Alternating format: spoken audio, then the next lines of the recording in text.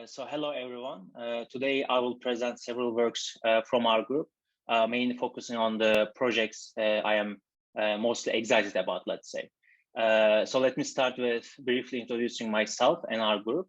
I am Can. I am a PhD student in the software research group at ETH Zurich.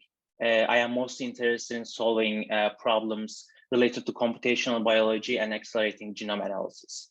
You can find some selected works I was involved in here. You can get to know our research better using our website and contact me using my Gmail address. So we have 40+ researchers in Safari.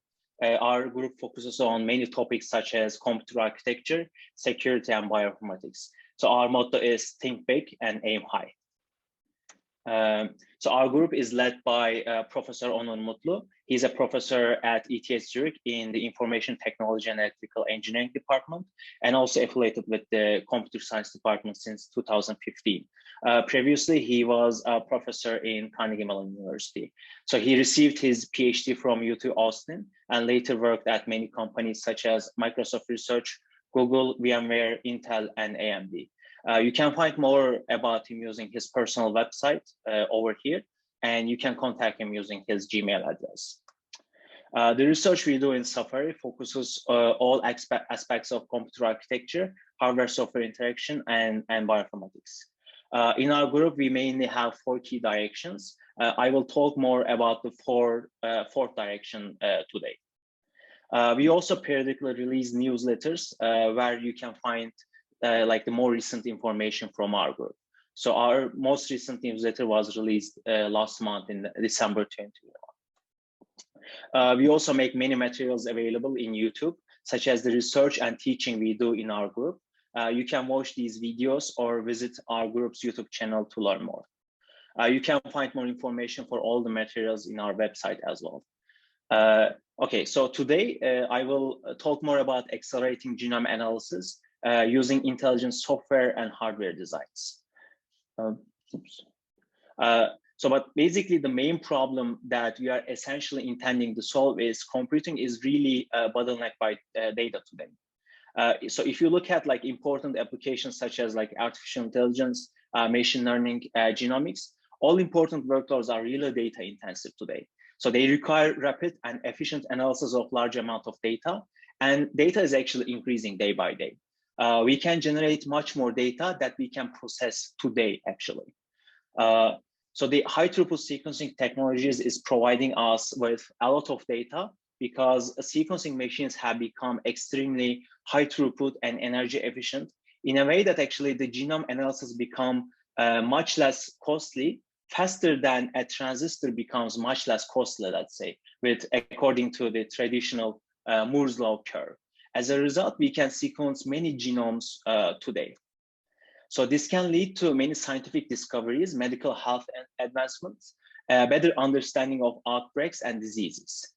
However, we are essentially limited by how fast and efficiently we can process this data, actually. So these sequencing machines are not really the bottleneck today. So the bottleneck is really how the software and hardware that analyze the sequencing data. So we're looking into a lot of approaches where we can co-design software and hardware so that we can reach the throughput of sequencing machines today so that we can, for example, enable doctors to make decisions very quickly based on the data that they gather from someone's genome so that they can make, let's say, life-critical decisions fairly quickly. Today, data movement dominates the performance because large chunks of data need to be stored in storage systems after they are generated, let's say, from sequencing machines. And actually, they moved between the CPU and main memory for genome analysis. So the CPU accesses the off-chip main memory, which is over there, through a pin-limited bus known as the memory channel. And a high amount of data movement across memory channel is extremely costly in terms of both execution time and the energy spent to move that data between the CPU and the main memory. In fact, we observe that most of the total execution time is mainly spent for sequence alignment during read mapping, for example. This is both because alignment computation is costly but also because we perform too many redundant alignment operations for sequence pairs that actually end up being unaligned. So you do it unnecessarily, basically, which leads to wasting compute cycles while verifying these locations. But like essentially, you don't really have to do these computations because you end up not aligning them. So you can read this paper if you are interested in learning more about the overheads involved in when using, for example, high throughput sequencing technologies such as Oxford sequencing technology. However, the problem is really the analysis of data rather than the speed we generate this data. Thus, we need both intelligent algorithms that minimize the redundant computations without sacrificing from accuracy, hopefully, and intelligent architectures that are best suitable for the intelligent algorithms for fast and accurate genome analysis. So in our group, we are looking at in-memory computation of genome analysis. So where you can make the computation where the data resides, rather than moving the data between the main memory and processing units. So this provides us the opportunity of not paying the cost of moving data, which significantly improves the performance, especially when the memory movement is the bottleneck for a certain application, because you eliminate the cost of moving the data when you process the data where the memory resides. So you can read this paper to learn more on the challenges of designing hardware accelerations for genome analysis. To achieve accelerated remapping on hardware, we have published several works. For example, SneakySnake can use CPUs, GPUs, and FPGAs to quickly compute whether a sequence pair is sufficiently similar to each other given an edit distance threshold. So doing so, we can avoid performing the costly sequence alignment operations for sequence pairs that are unlikely to align to begin with. We are also looking into hardware-software co-design solutions for genome analysis. Genome is one example of such a work where we provide a framework for accelerating approximate string matching. Genome uses fast and simple bitwise operations to perform approximate string matching on a specialized hardware that we designed in the paper. So it provides significant speed-ups while also reducing the power consumption compared to the state-of-the-art software and hardware accelerators that had been published before. You can check these papers as well if you are interested in learning more about the challenges on both the software side of genome analysis and also adapting the hardware accelerated genomic data analysis. So we believe that the future is going to be more focused on genome analysis. So with the growing amount of genomic data, and it is actually important for for the processing devices to be lower power, let's say, and high performance when analyzing genomic data for fast analysis. So this is a very comprehensive paper that surveys mainly all read mappers developed from 1980s to 2020 and explains the current trends and bottlenecks in read mapping going into the future. This is also a lecture that I can point you to, or you can actually check these lectures if you're interested in learning more about our journey on accelerating genome analysis. In general, emerging technologies can play a pivotal role for solving important problems. If you are interested in learning more about these emerging technologies, I'm actually happy to point to these papers also, like this one. For example, this is the first analysis of the first publicly available processing in memory architecture. And we have more on processing in memory and also accelerating important applications such as neural networks. So clearly we need both intelligent algorithms and intelligent architectures to solve the important problems in our field. We have covered so far some works on what can be done in the architecture side. We believe that we should co-design intelligent architecture and the intelligent software together so that we can actually maximize the benefits, so that we can process the genomic data pretty fast and also accurately, let's say. I will now talk more on the works we do on the software side rather than the hardware side. I will cover three important works we have made publicly available recently. First one is Apollo. Apollo is basically a mechanism for correcting the errors in genome assemblies using a machine learning technique. It was published in the Bioinformatics journal in 2020, last year, the year before actually. So let's start with the executive summary of the paper. So de novo assemblies constructed using erroneous long reads potentially include the errors propagated from these erroneous long reads. So there are some assembly polishing tools that aim to correct, or like people like to call polishing, let's say, in order to switch with correcting the word, in order to basically polish these errors. However, these existing tools are not flexible to adapt to varying error profiles of different sequencing technologies. And they actually have like very high memory footprint when it comes to polishing a large genome such as a human genome. So our goal is essentially to propose a flexible and scalable assembly polishing algorithm. So to this end, we propose Apollo in our paper. Apollo is mainly composed of two main key ideas. First, we construct a special type of graph that is known as the profile hidden Markov model, or PHMMs, for each assembly sequence.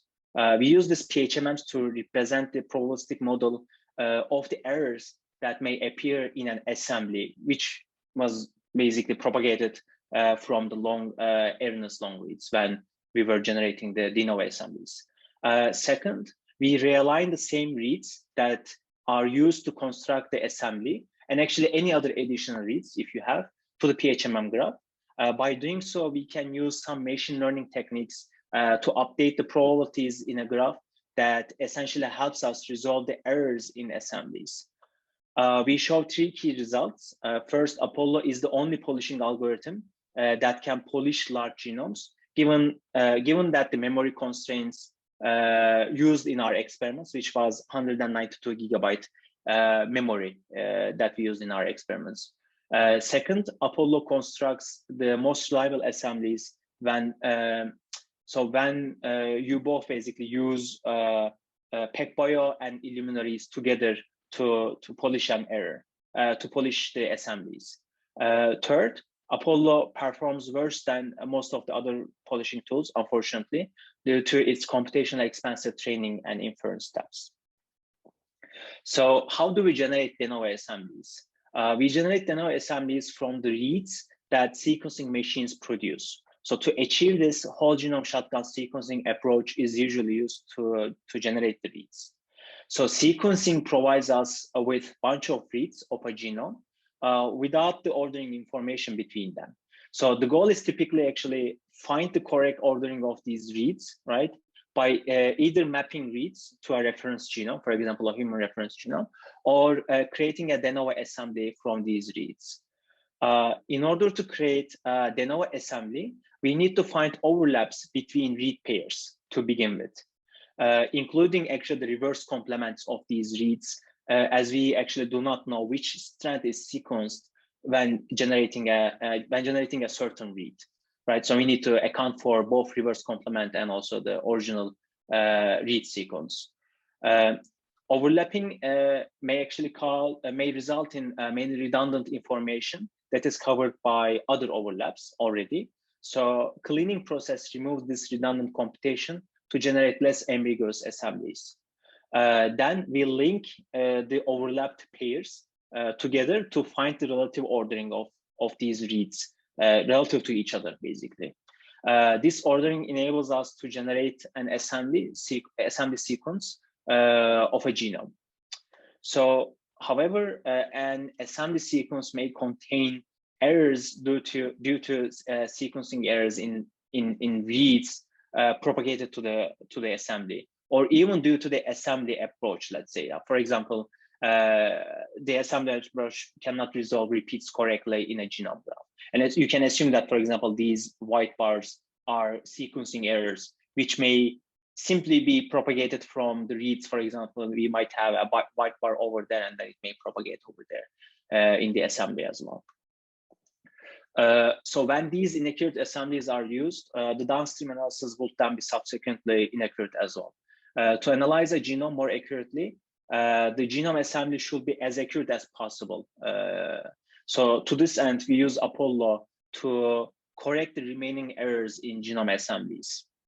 So our idea is to realign the reads that we use to generate the assembly itself to the assembly again. So reads can use the assembly as a backbone when realigning those reads to the assembly, which actually was initially missing when generating a de novo assembly, right? Because we just use the overlaps between reads. We didn't have anything as a backbone to align to. So this may basically generate additional information. Realigning the reads to the assembly again generate additional information that can help us resolve potential errors in genome assemblies. Apollo essentially takes the erroneous assembly itself as a sequence and the alignment information of reads of the assembly as input, and Apollo corrects the errors in the assembly and generates the corrected version of assembly as output. So let me briefly talk about the main data structure we use in Apollo. To represent the probabilities of all possible corrections that a sequence can have at every position, we use a special graph structure called profile hidden Markov models. We use PHMMs because it enables us to compare the probabilities of different types of errors at any position. For example, deletion versus insertion, and like how many deletion I should take at any position. This kind of information, basically, which is essentially more sensitive than taking a simple majority voting of bases at each position for correcting errors, because like majority voting can only tell you that, okay, then maybe the base should be A instead of T, etc. So like the correction that you're making at the majority voting level is pretty simple. And using these probabilities, the idea is that using these probabilities, you can hopefully have like more informative and sensitive decision, let's say. A PHMM graph mainly has three components, basically states, like nodes in the graph, emissions, and directed edges called transitions. First, a PHMM graph creates at least one state for each character of an assembly sequence so that we can modify, or let's say correct the characters at any position by using probabilistic relation between characters at different positions. For example, these two nodes tell us that like we have characters G and A at positions T and T plus 1 respectively.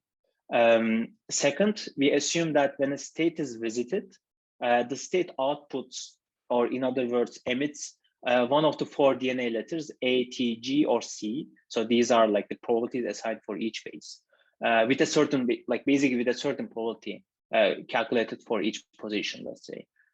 We have emission probabilities to define the probabilities of outputting certain characters when a state is visited, basically.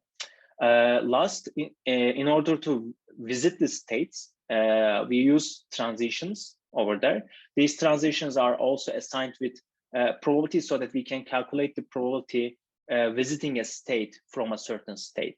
So basically combining all these three components, a PHMM graph provides us with the possibility of correcting errors in assemblies by visiting correct states and outputting the correct bases, hopefully, let's say, after maximizing the corresponding probabilities assigned to transitions and emissions. So our goal is to maximize those probabilities so that we can visit the correct states and output the correct base so that our assembly is going to be corrected as well. But like, then how do we correct, or how do we maximize these probabilities, right? So I will now describe you the workflow to polish an assembly from scratch when using Apollo. So assembly polishing mainly includes 5 steps. Apollo outsources the first 2 steps, and the last 3 steps are performed by Apollo.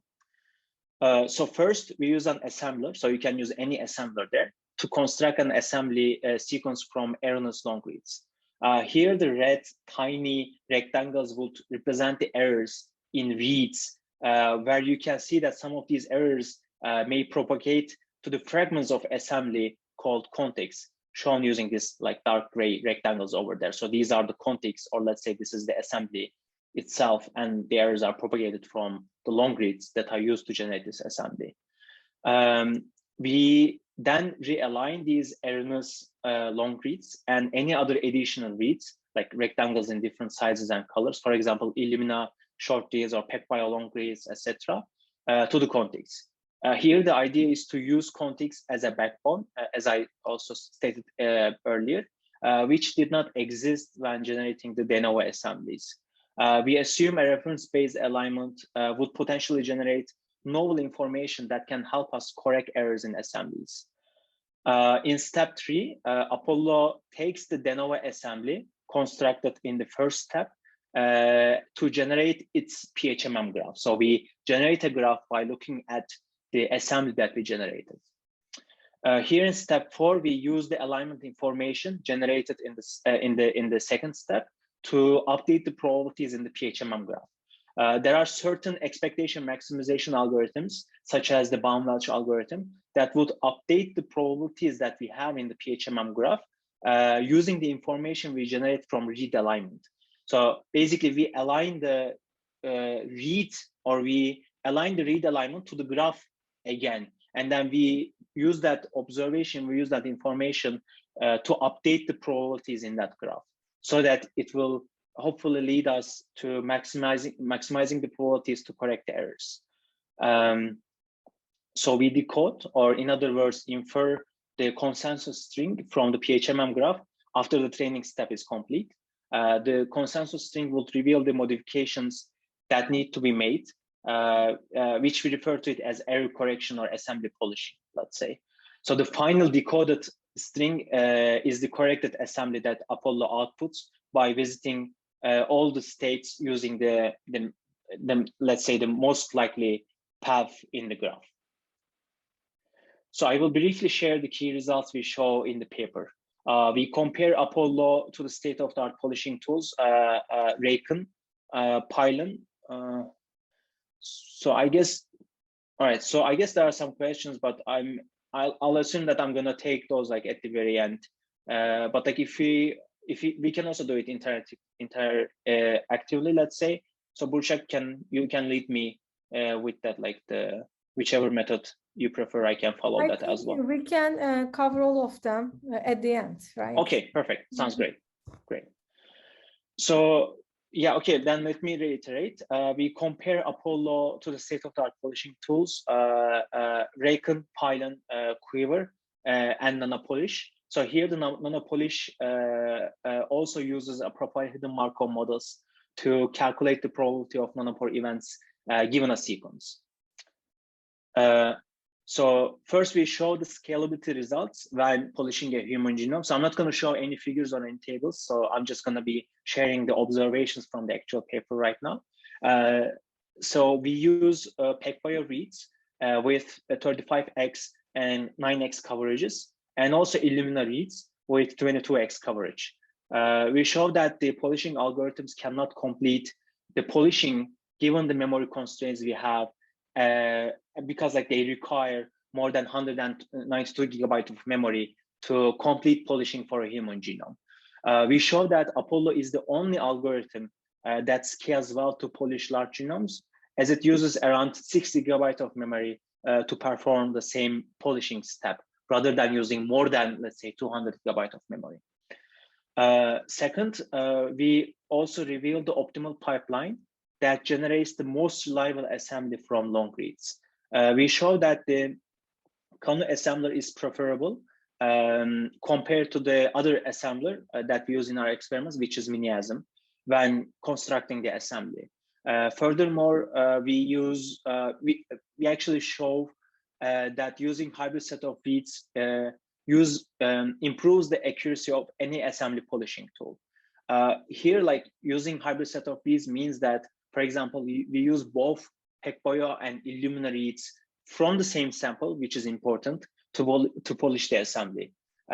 We find that Apollo constructs the most reliable assemblies when Kano and also hybrid set of reads are used with Apollo to polish the assemblies. Third, unfortunately, Apollo performs worse than most of the tools, but performs better than other PHMM-based tool, nanopolish. So Apollo performs worse than other tools because like these tools rely on simple heuristics rather than expensive training and inference steps, basically. So I will lastly present you the potential future work based on what we observed from Apollo results. As stated earlier, Apollo performs worse than most of the polishing tools, mainly due to the training and inference steps. We observe that these training and inference steps are based on embarrassingly parallel algorithms, where each state can be processed independently among thousands of states. So we have like thousands of parallelisms that we can do for a computation. However, as you may know, CPUs cannot utilize all the available parallelism that the design of Apollo provides. We implemented, which we haven't made it public yet, but like we implemented the training step in GPUs and observe a significant speed up by 4 to 5x when the states are processed in parallel. We can potentially do better, actually, if we optimize the hardware and software together to design a special hardware accelerator, let's say, using, I don't know, ASIC, FPGAs, etc. A potential future work would be combining the inference step with the training step as well in a hardware accelerator to utilize all the available parallelism in both steps. So we slightly utilize this parallelism in the CPU implementation, but like we are limited to a certain point. So we cannot utilize all the parallelism that we have over there. Another implementation-based future work will focus on optimizing the parameters such as probabilities and PHMMs for many different sequencing technologies, basically, as Apollo is like very flexible to perform polishing by like all these parameter changes that the user defines. To wrap up, Apollo is a sequencing machine independent, scalable and accurate assembly polishing technique. It uses a machine learning approach to correct the errors using the probabilities assigned in a PHMM graph for a genome assembly. Apollo is the only scalable tool for polishing large genomes when the memory space, especially when the memory space budget is tight, and it can take many read sets from multiple samples to generate the most accurate assemblies. So although Apollo is slower than many other polishing tools, we believe that there is a good opportunity to accelerate the algorithms we use in the core of Apollo, as these algorithms provide embracing the parallel computations that can be computed in GPUs or in like other many core architectures. So you can read the paper for more detailed information and the results that I briefly covered today. So I will now move to AirLift as the second item in our agenda today. AirLift is a mechanism for quickly moving read mapping annotations, such as like mapping locations from one reference genome to another. We usually do such updates in read mapping when, for example, a reference genome gets updated. This is basically one example. So AirLift is available in arXiv and also in Bioinformatics, and you can find the source code in our GitHub page of our group. I will start with a brief background. So we use reference genomes to map the reads, as you may know, to their corresponding genomes to do basically further downstream genome analysis based on read mapping, for example, variant calling, etc. Reference genomes usually have high quality in terms of the completeness of a genome, right, and also accuracy. These genomes still get updated periodically, such that they contain more useful and complete information over time. In order to get the best out of the new reference genomes, we may prefer remapping our reads again to the newer reference genome if you had mapped your reads to the older reference genome. However, this may be unreasonable to remap all existing read sets like available in public to their newest reference genomes, basically because like as read mapping itself is already computationally costly, as I covered earlier in today's talk. So there are some works that quickly analyzes the common regions between the older reference genome and also the newest one, such that the reads that fall in these common regions can be moved without performing costly read mapping, because we would potentially only need to update the positions of these mappings, mapping locations, let's say, without updating the sequence alignment related information, such as a cigar string. So however, these works can update only the common regions shown as a good read map over there in the orange region in this figure, right? So this orange block exactly appears, let's say, both in old reference genome and new reference genome. So if the region on in the old reference genome is deleted, or if there's a novel region in new reference genome, these related works cannot move reads from or basically to these new regions using all the information available in the old read mapping. So there are many existing tools that move annotations in different file formats, such as the BAT file, SAM, BAM file, or VCF files. So these tools take a file in a special format called the chain file.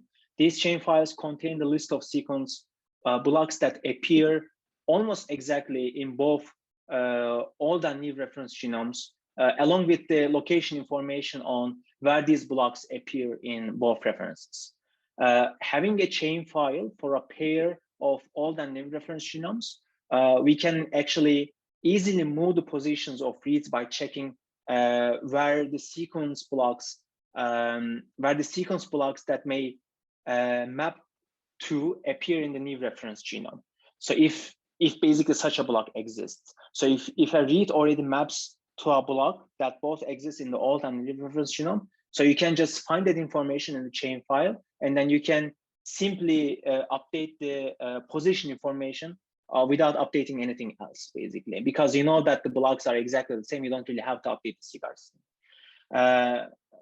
But if such a information doesn't exist in the chain file, we cannot simply move these reads easily using these existing tools. So let me then quickly go over the executive summary of AirLift. When there is a new reference genome available, we can fully map the reads to the new reference genome. So this is potentially the most accurate way to utilize the new reference genome, but it is computationally costly. We can use existing tools that move the annotations without performing read mapping. But they mainly miss the large portion of novel regions in the new reference genomes. So our goal is to significantly accelerate the process of updating the read mapping annotations from one reference genome to another, while maintaining baseline accuracy of fully mapping full set of reads. To this end, we have two key ideas. AirLift first categorizes and labels each region in the old reference genome compared to the new reference genome. Second, based on the categorizations of the regions, AirLift decides either to simply move the annotations using chain files as existing remapping works do, or we decide to map the reads to reference genome. So basically, these two key ideas allow us to both accelerate the remapping process and still be accurate, as we also map the reads to the new reference genome if basically it's needed. We showed that AirLift provides around like 2 to 6.7x speed up compared to fully mapping reads while providing similar variant calling accuracy.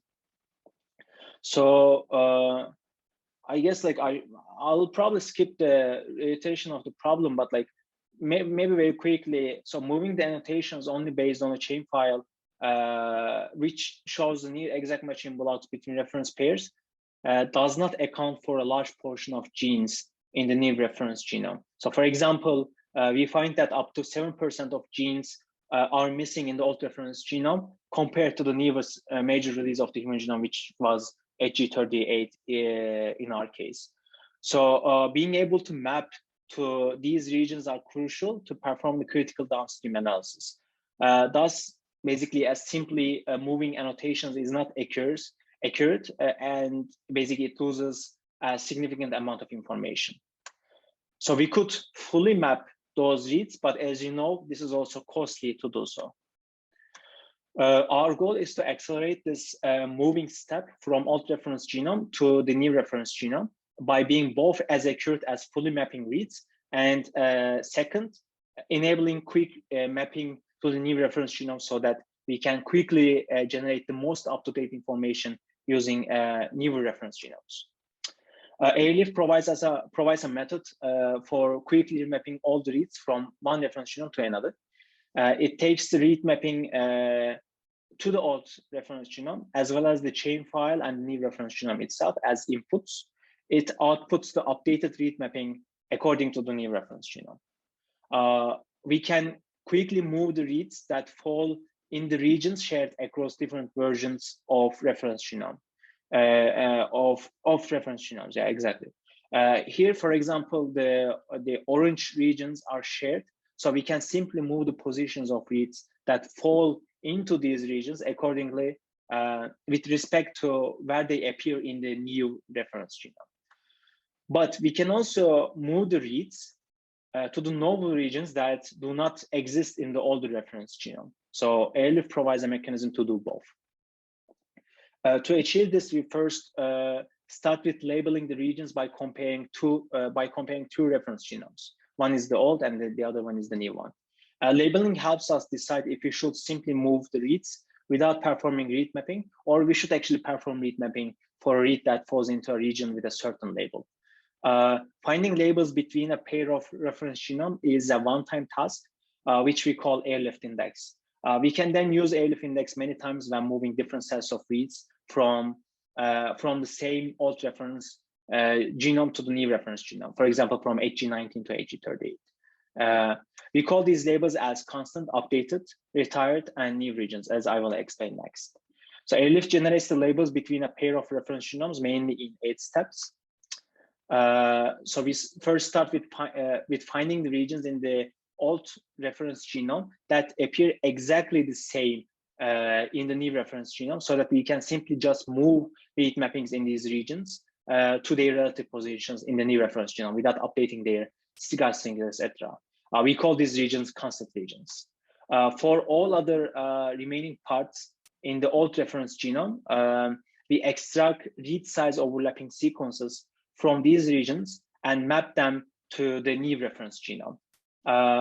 So we do this to identify the regions that no longer exist in the new reference genome, called the retired regions, because they don't appear in the new reference genome, basically, as well as the regions that are slightly updated in the new reference genome. So they don't exactly match, they mostly match, but like they are slightly updated in the new reference genome. Doing so, we also find the new regions, novel regions in the new reference genome, because they are found neither in the constant regions nor in the updated and retired regions. To identify if some of the constant regions in the old reference genome is also potentially similar to the new regions that we found here in the green area in the new reference genome, we map the read size overlapping sequences in the new regions to the constant regions that you see in the blue area over there. The constant regions that are similar to the new regions are also labeled as updated regions, because the reads that fall in these constant regions can potentially align to new regions better, potentially. We don't know, basically. We then create a simple lookup table based on all constant regions and updated and retired region labels, basically. These lookup tables are created once and used many times when remapping many different sets of reads from old reference genome to new reference genomes. We call these lookup tables as AirLift index. So then for a given BEM or SEM file, we basically simply look at these lookup tables, right? So if a read falls into a constant region, we can simply use like existing remapping tools such as a cross map to update its position without doing remapping. But if a read falls into a updated region or a retired region, we basically do remapping for that read to the entire reference genome, as well as basically all other reads that hadn't been mapped to the old reference genome. So we again try to remap them to the new reference genome, because there can be a new information there that like the unmapped reads are mapped again. So basically, so combining all these mapping information, we create a single BAM or SAM file that contains a comprehensive mapping of full set of reads to a new reference genome without computing sequence alignment redundantly, let's say, because we decide whether we should do read mapping computation or not by checking all these lookup tables. So I will show two key results from our paper. Here, full mapping is our baseline over there, where we map the complete set of reads to the new reference genome.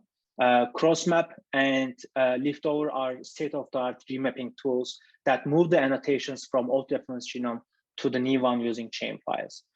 First, we show that AirLift provides a significant speed up compared to fully mapping reads to a new reference genome. Here, the reddish one is the full mapping, and AirLift is the orange one, and you can see these speed ups over there in text. AirLift is basically slower than crossmap and liftover because like these works only move the annotations without mapping the reads from updated and retired regions. They just move the positions, basically. They don't perform the complement operation. AirLift requires a peak memory usage similar to what full mapping requires. Second, we show that AirLift does not compromise from variant calling accuracy by being significantly faster than full mapping. To observe that we perform variant calling using the BAM files we generate from full mapping and also AirLift. We use GATK haplotype caller to call the variants. Then after calling the variants, we compare the variants we find using full mapping and AirLift to the ground truth, which is available only for the human genome dataset we use. The ground truth variant calling is derived from the Genome in a bottle and Platinum genomes from the Ashkenazi Troya sample, the Sun version of the sample. So when compared to the ground truth, here the results that you can see the comparison to the ground truth, we find that the precision and recall of AirLift is comparable to the full mapping. So when we compare the variant calling of AirLift to full mapping, we find that the high portion of variants found by full mapping is also found by AirLift for all other data sets. So we conclude that AirLift achieves a similar variant calling accuracy while being significantly faster than full mapping. So we don't really compromise from accuracy. So this is the executive summary of AirLift again, if you wanna take a look at it for a quick. And you can read our preprint, which is likely to be updated soon for more information on AirLift. So I will basically move to the last item on our agenda today, which is blend. I guess we have slightly a little bit more time. So blend is a mechanism for quickly finding approximate seed matches between sequences so that we can identify sequence similarity accurately and quickly. So we have submitted this work last month and it has been available in arXiv since then. You can also find the source code of blend in the GitHub page of our group. So a little bit background. So when identifying sequence similarity for read mapping for finding overlapping reads, we start with matching short subsequences that are called seeds. Using seeds, we can quickly filter out large portion of sequence pairs that are unlikely to be similar so that we can perform fewer approximate string matching, which is costly, right? So if you are aligning a read to the reference genome, seeds prevent us checking all the locations of the reference genome. Rather, it enables us to focus on like the fewer locations by finding smaller subsequences of a read. So the heuristic we apply is that we perform approximate string matching between a pair of sequences only if they share some amount of seeds in common. For example, if we assume that the red tiny rectangles are seeds, such short subsequences can be found between a pair of sequences that are similar to each other. There are several ways to match the seeds between sequence pairs. For example, we can use FM index or hash tables. For example, hash tables can include all seeds of a reference genome, and we can query the hash table with the short subsequences of reads to find exact matching seeds between a reference genome and a read. So we don't really have to find exact matching seeds to find seed matches. We can also calculate the similarities between seeds by comparing their k-mer content, let's say. So in general, we have two ways of matching seeds. One is the exact matching seeds, and also the second one is like approximate, or we call fuzzy seed matches. So approximate seed matches find not only exact matches, but also inexact matches, inexact seed matches, where the seeds are slightly similar to each other.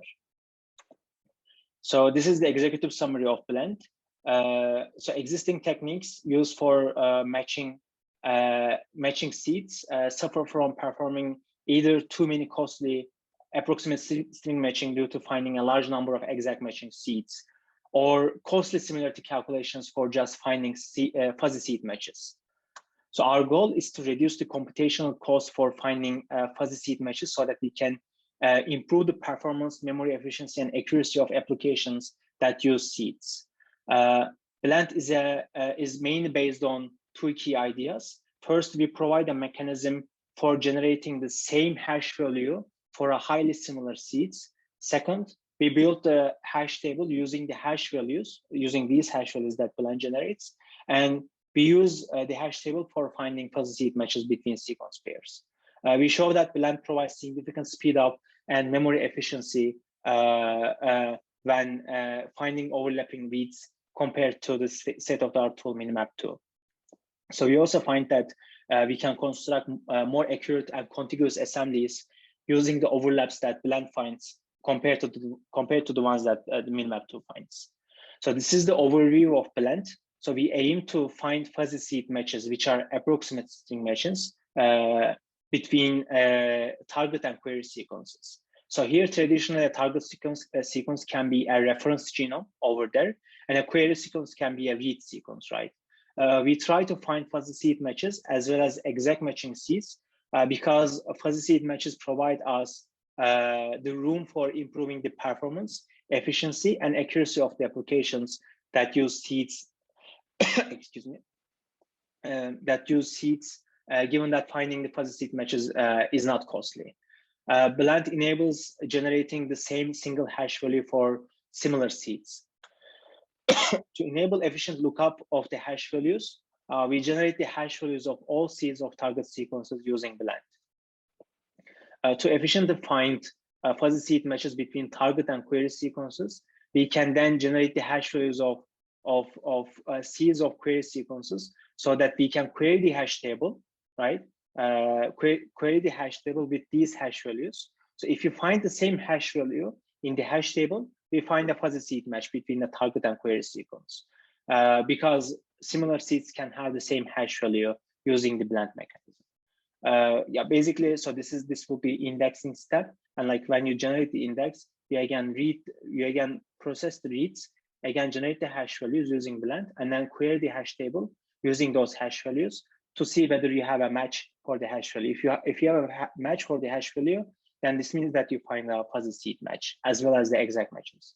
So due to time constraints, I guess I'm not going to go into the details of how we do it, but like basically we first find the minimizer k-mers in a sequence, and then we generate this seed around that minimizer k-mer, right? And then we find the hash values of all the k-mers that we include in a seed.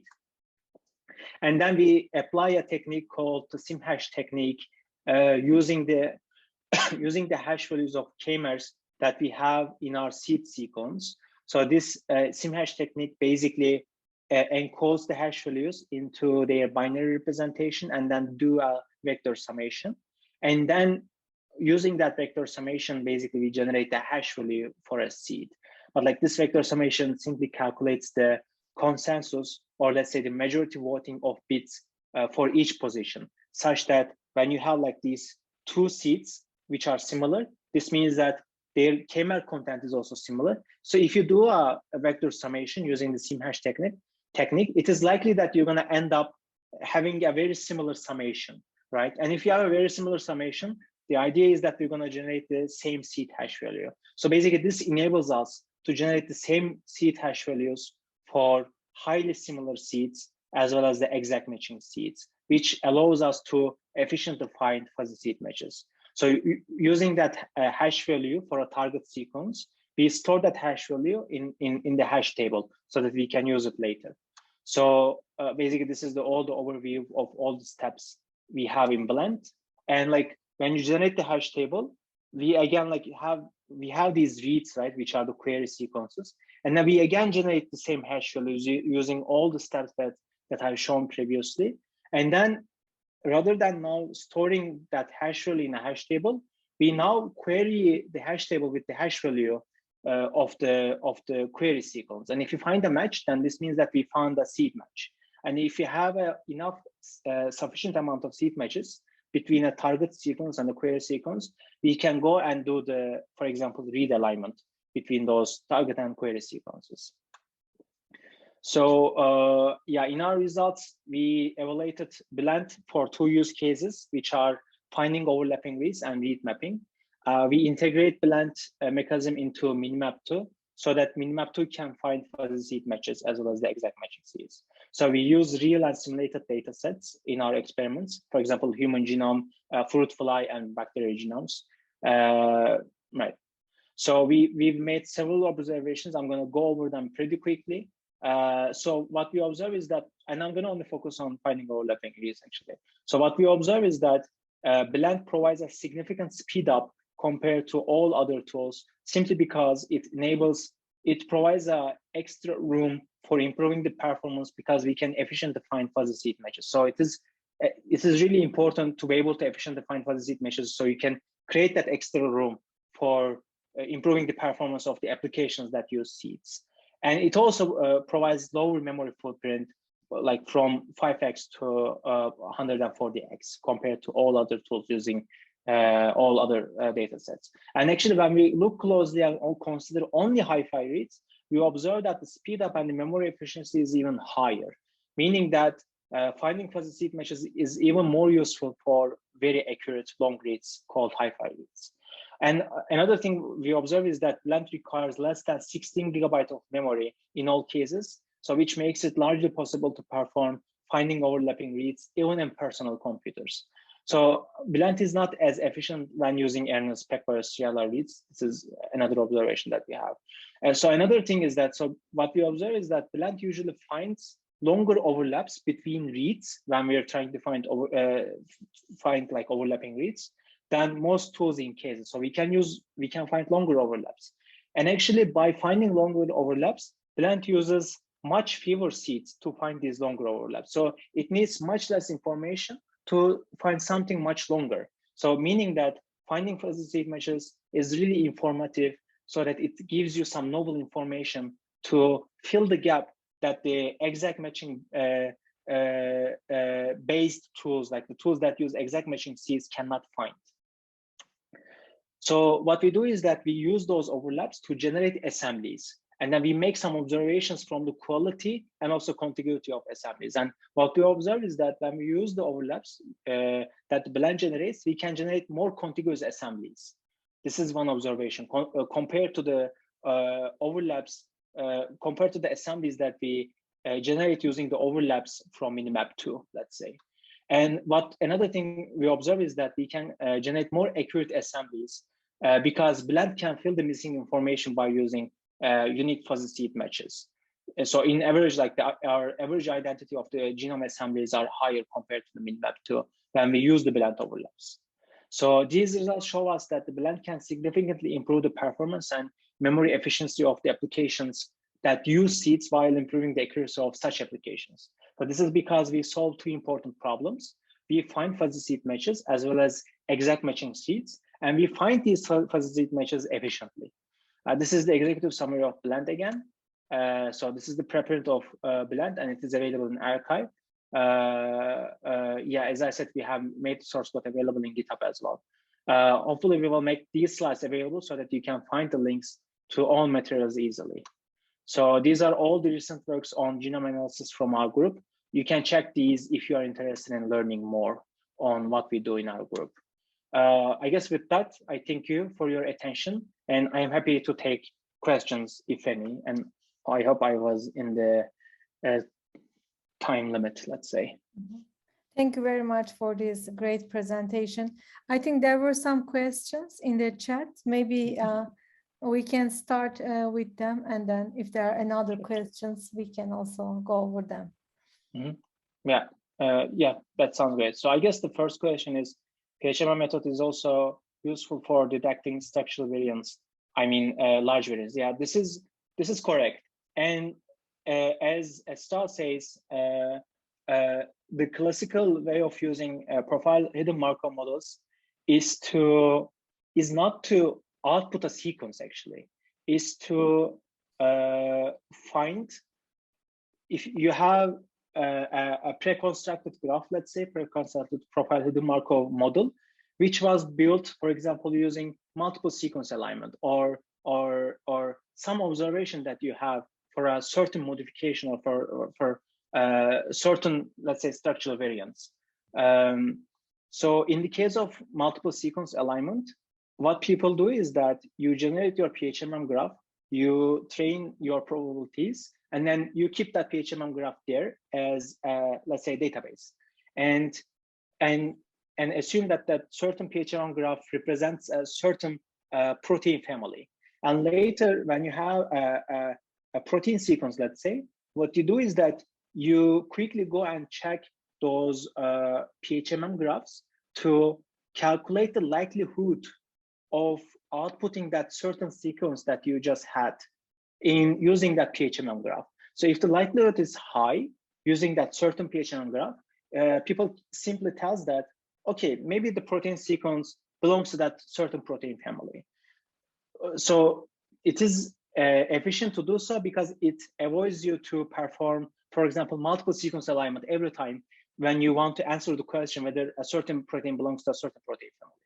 But I guess here the idea is more or less like is to when detecting the structural variance is to have some ground truth before and then generate your PHMM graph, and then later you again use that graph and then input a certain sequence and then identify whether you have that certain structural variation or not.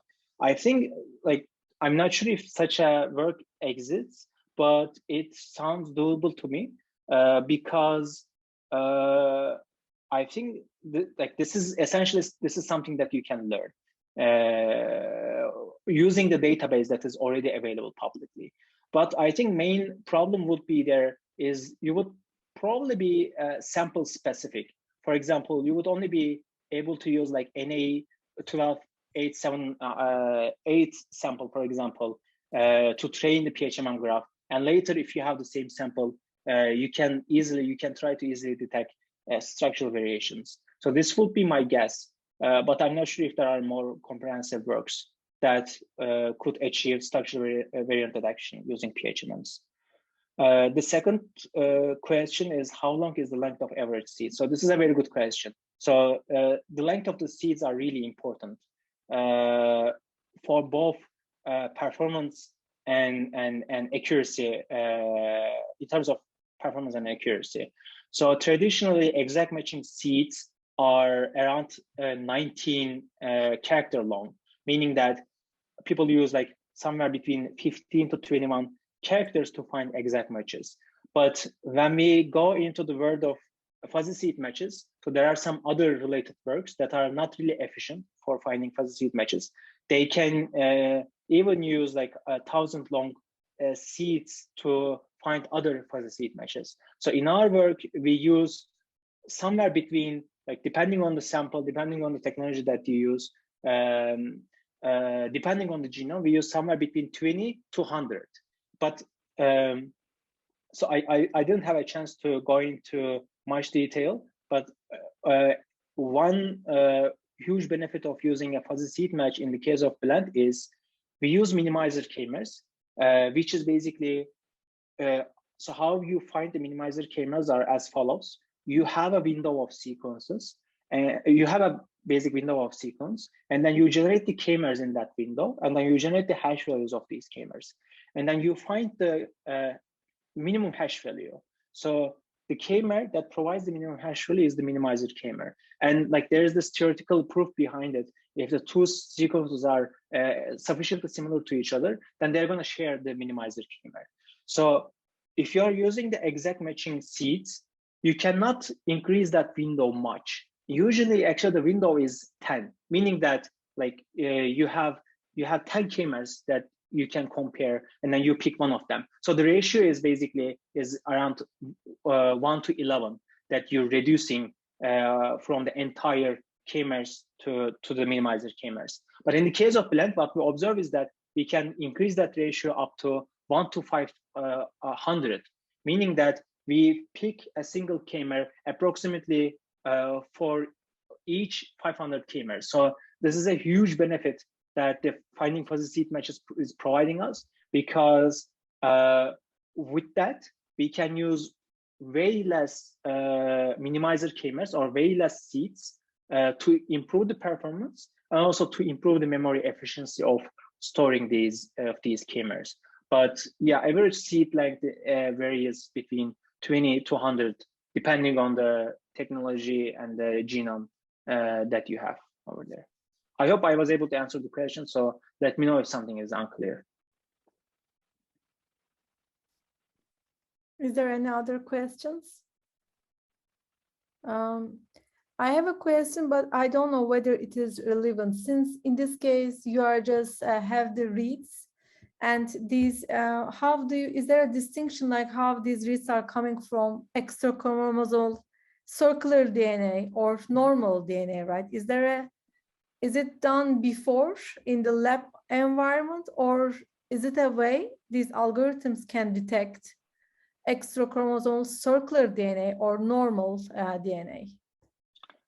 Yeah, this is a good question. So I guess for circular DNAs, assembly graphs probably potentially detect them.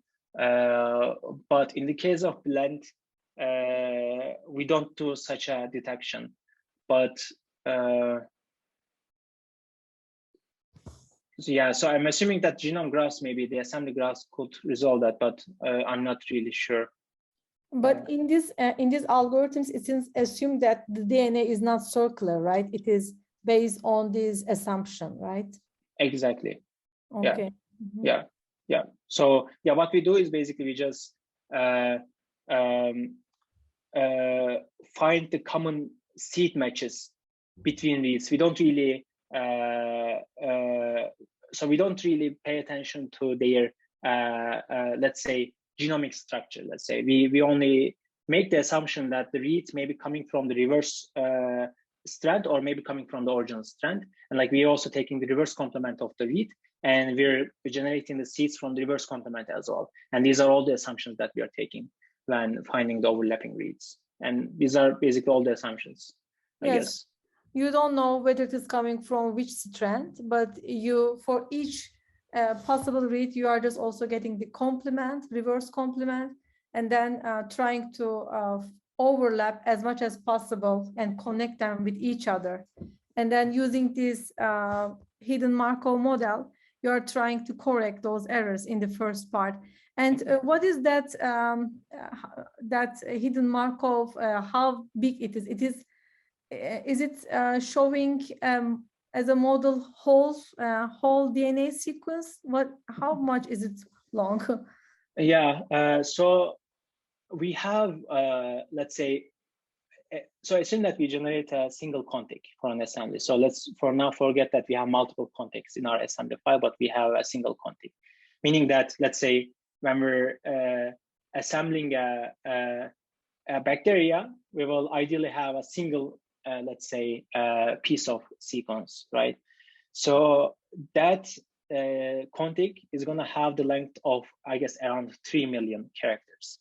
So we have at least one state for each character in the assembly, meaning that we have at least 3 million states in the single PHMM graph. But we also have like these additional states per character to account for example, insertions that may happen between the positions. So we have these additional states, which are usually like 3+ state per each position, meaning that we may have, I guess, around 12 million states for the single graph.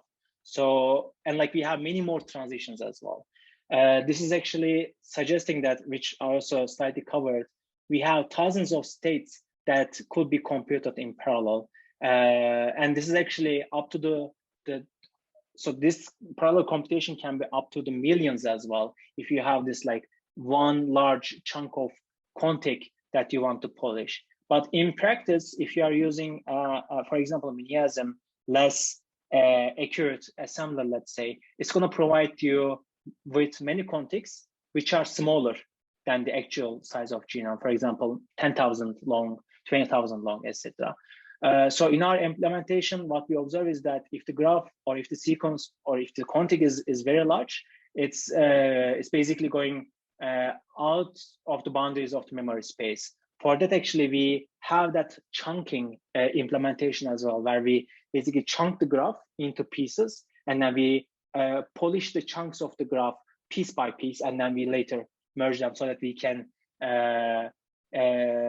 use a reasonable amount of memory when polishing. Yes. In that genomes. way, you don't go over 192 gigabytes, exactly. right? Exactly. Mm-hmm. Yeah. Okay, thank you very much for this great presentation. Are there any other questions? I think no other questions. It was great work, great presentations. Thank you.